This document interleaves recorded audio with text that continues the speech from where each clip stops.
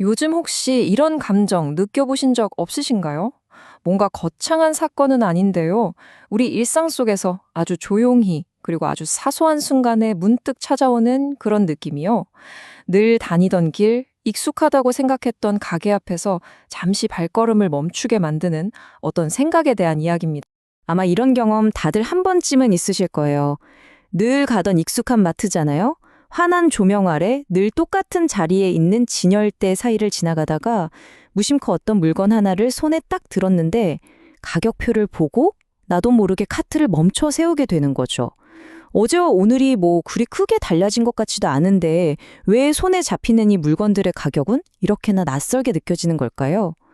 요즘 들어서 우리 주변에서 이런 경험담 참 어렵지 않게 들을 수 있는 것 같습니다. 네, 바로 이 생각이죠.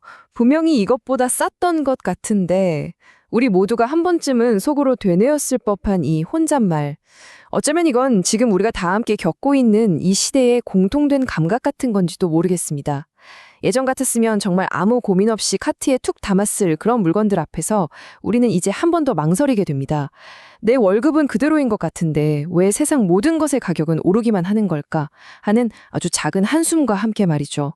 그리고 그 한숨은 단순한 푸념이라기보다는 우리 삶의 무게를 아주 현실적으로 실감하게 되는 그런 순간에 더 가깝습니다. 그리고 그 망설임은요, 아주 조용히 우리의 습관을 바꾸기 시작합니다.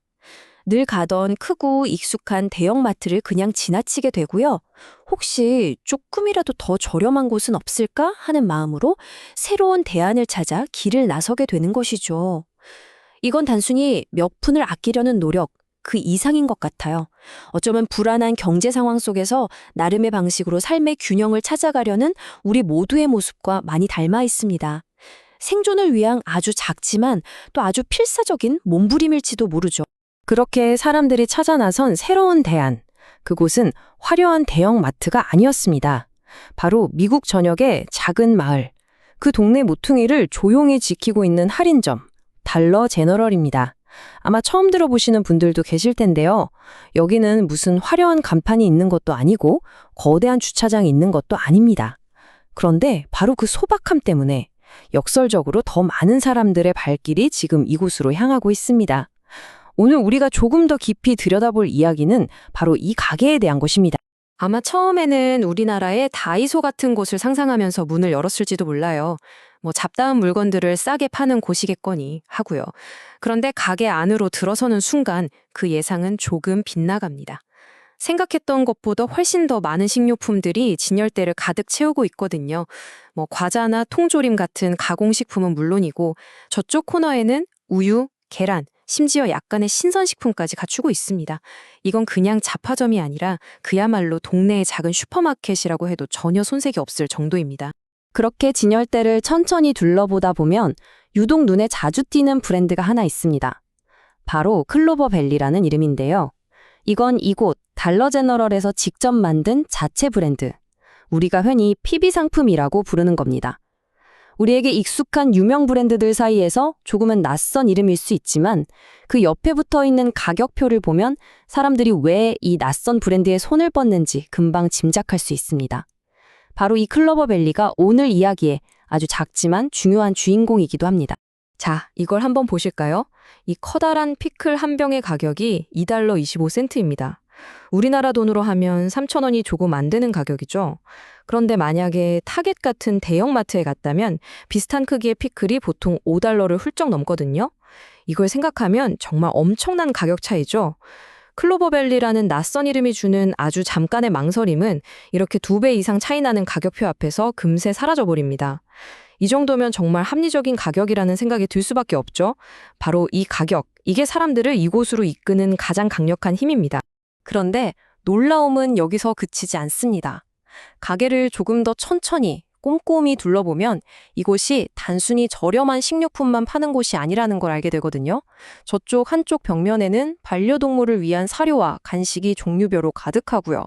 또 다른 쪽에는 아기 기저귀부터 속옷, 양말 같은 정말 기본적인 생필품이 전부 진열되어 있습니다. 심지어 비타민 같은 영양제나 간단한 상비약까지 갖추고 있어서 정말 웬만한 필요는 이곳 한 군데에서 모두 해결할 수 있을 정도입니다. 이곳의 진열대를 유심히 살펴보면 한 가지 재미있는 점을 발견하게 되는데요. 바로 중간중간 상품이 완전히 비어있는 공간들이 눈에 띈다는 겁니다. 이게 단순히 재고가 부족해서가 아니에요. 물건을 채워넣기가 무섭게 사람들이 와서 사가기 때문이죠. 특히 저렴하면서도 품질이 괜찮다고 입소문이 난 상품들은 정말 순식간에 동이 납니다. 이건 뭐름이 할까요? 이곳이 사람들이 그저 한번 들러서 구경하는 곳이 아니라 정말 일상의 필요를 해결하기 위해 꾸준히 그리고 깊이 의지하는 공간이라는 아주 분명한 증거가 되는 셈이죠. 자, 그럼 이쯤에서 이런 생각이 들 수 있습니다. 달러 제너럴이라는 이 가게는 단순히 요즘 같은 불황기에 반짝 수혜를 입은 그런 곳일까? 이 질문의 답을 찾으려면 우리는 시간을 아주 멀리, 거의 100년 가까이 거슬러 올라가 볼 필요가 있습니다. 이 모든 이야기의 시작점은 사실 화려하지 않았거든요. 오히려 아주 소박하고 단순한 하나의 철학에서부터 출발했습니다. 1939년이었어요. 켄터키의 한 작은 마을에서 터너 부자가 아주 소박한 가게 하나를 열었습니다. 그들의 전략은 정말 단순하고 명확했습니다. 이윤을 아주 적게 남기더라도 최대한 많이 팔자. 그리고 1955년 가게는 모든 물건을 1달러 이하에 판다는 의미를 담아서 달러 제너럴이라는 새로운 이름을 얻게 됩니다. 그 이후의 성장은 정말 놀라웠는데요. 특히 그들의 전략은 번화한 도시가 아니었어요. 월마트 같은 거대한 유통기업이 굳이 들어오지 않는 미국의 수많은 농촌과 소도시를 향했습니다. 그리고 그곳 주민들에게 달러 제너럴은 가장 가깝고 또 가장 만만한 가게가 되어주었던 거죠. 거대 유통기업인 월마트와 달러 제너럴의 전략을 한번 비교해보면 그 차이가 더 분명해집니다. 월마트가 모두를 위한 목적지 같은 곳이라면, 그러니까 우리가 마음먹고 차를 몰고 찾아가야 하는 곳이라면요. 달러 제너럴은 소외된 지역 주민들에게는 생명선과도 같은 곳이었습니다. 월마트에 가려면 20분, 30분 이상 차를 몰아야 하는 사람들에게 걸어서 갈 수 있는 거리에 있는 달러 제너럴은 단순한 가게, 그 이상의 의미를 가질 수밖에 없었죠. 작게, 싸게, 그리고 가장 필요한 곳에 자리 잡는 것. 이것이 바로 달러 제너럴이 거대한 기업들 틈바구니에서 살아남아서 지금의 거대한 제국을 건설할 수 있었던 핵심 비결이었습니다. 자, 그럼 다시 현재로 돌아와 보겠습니다. 이렇게 오랜 역사를 가진 가게가 왜 하필 바로 지금 월스트리트의 가장 뜨거운 주목을 받게 된 걸까요? 잠시 투자자들의 외면을 받으면서 위기를 겪기도 했던 이 기업의 주가가 최근에 정말 가파르게 반등하기 시작했거든요. 그 배경에는 우리가 지금 살아가고 있는 이 시대의 경제 상황이 아주 깊숙이 자리하고 있습니다. 경제학에서는 이런 현상을 트레이드 다운 효과라고 부릅니다. 말 그대로 소비의 등급을 한 단계 아래로 내린다는 뜻이죠. 고금리와 고물가 상황이 계속 길어지면서 이전에는 저가 할인점을 잘 찾지 않았던 중산층 소비자들까지 이제는 달러 제너럴 같은 곳으로 발걸음을 옮기기 시작한 겁니다.